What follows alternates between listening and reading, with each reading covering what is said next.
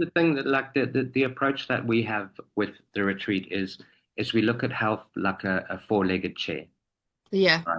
So we have, and most people know this, we have our physical health, our mental health, our emotional health, and our spiritual health, whatever that means to somebody. Spiritual doesn't necessarily mean God or religion. It's just your personal approach to life.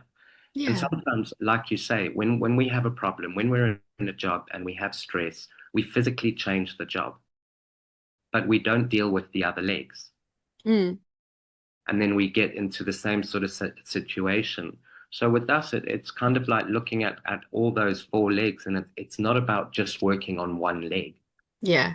It's about working on all four legs of the chair so that it's stable. They don't have to be long and perfect legs.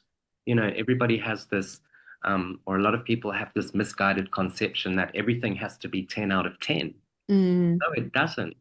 You know, it can all be 3 out of 10, and then you go and you move one leg to a 4 out of 10, and then the next leg to a 4 out of 10, rather than having one leg on a 3 out of 10 and another leg on a 9 out of 10. Your chair's, I nearly spoke French, your chair's stuffed.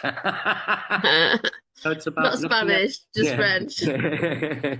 So it's about looking at those little sustainable changes that we can make. So it's not about going from a 3 to a 10 or whatever it is. If someone is stressed and they're feeling really run down, it's just about helping them to get from a 3 to a 4. Mm. Because when you get from a 3 to a 4, it's easier to get from a 4 to a 5. It's so difficult to go from a 3 to a 6. Yeah. Um, and that's and I'm not saying that, what other retreats and places do is wrong, but we found that our approach is like, don't make the big changes, make the little changes. Yeah. And that's why, like most of our guests, I would say, like, 80% of our guests are returning guests. Some of them Mm. come twice a year. We help busy humans reset. They know they Mm. need that reset. Yeah. And I love that analogy of the chair and you saying about building all four elements together and raising all those four. And similar to what I said about the job thing, Yeah, we often something happens in our life, so then we put all of our effort into our work or all of our effort into our health, but then there's something sort of missing and it can feel quite wobbly yeah. and the chair falls over and you say, well, actually, I was doing really well with that bit. Why is that not right? So actually building up maybe something that feels more balanced Yeah. is maybe more the aim.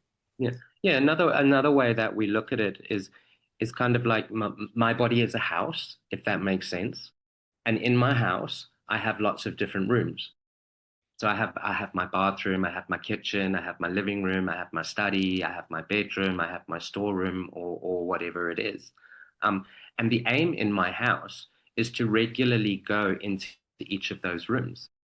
Yeah. But sometimes inside, like what we were talking about, the stress, we close the door Okay. Yeah. and we don't want to go into that room. And then when we go in, it's all dusty and it's all dirty and it smells musty or whatever it is. That's another way that we look at it. And it's about kind of like going into each room in the house, because all of these rooms have like these fire alarms or these motion detectors or whatever you want to call it. And when a room is too dusty, it sets off the fire alarm. That fire Mm. alarm is the stress or the emotion that comes up. But too often we ignore the fire alarm.